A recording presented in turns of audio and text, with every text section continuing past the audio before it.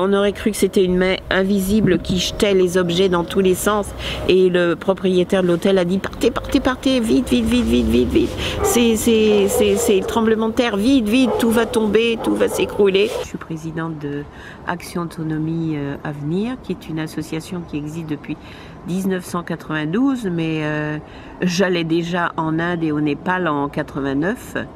On a pu construire 3 bâtiments, on a mis 10 ans pour les construire parce qu'il faut trouver des sous, hein. C'était seulement des dons particuliers et on a pris en charge les enfants qu'on a élevés comme une famille nombreuse. J'ai obtenu la tutelle parentale du gouvernement népalais. Vous êtes occupé de combien d'enfants depuis la création de votre association?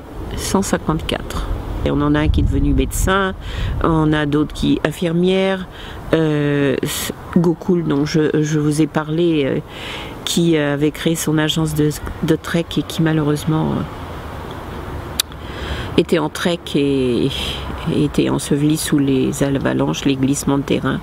On l'a pas récupéré. Et maintenant, on se mobilise pour aider sa famille. Et donc vous étiez au Népal pendant le oui, oui, je suis partie le 23, je suis arrivée le 24, j'ai dormi une nuit seulement dans l'hôtel.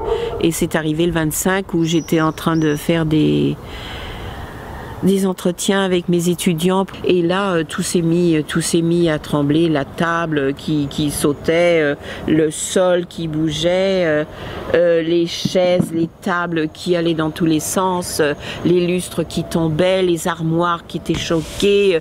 On est sorti en courant dans un espèce de petit jardin en pente. D'ailleurs, je suis même tombée parce que j'ai perdu l'équilibre, parce que le sol aussi bougeait, il y avait des fissures partout. Il a fallu trouver un petit terrain où on était plus ou moins en sécurité.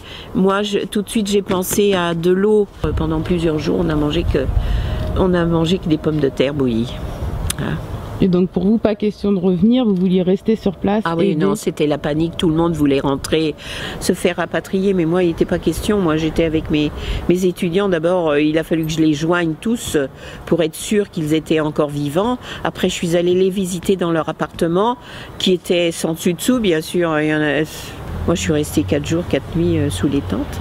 Vous comptez y retourner? Ah bah oui, moi ça faisait mon 61e voyage. Donc en octobre, ça fera le 62e. En tout cas, ce que je fais, je sais pourquoi et pour qui. Et je sais que ça peut changer une vie et l'améliorer.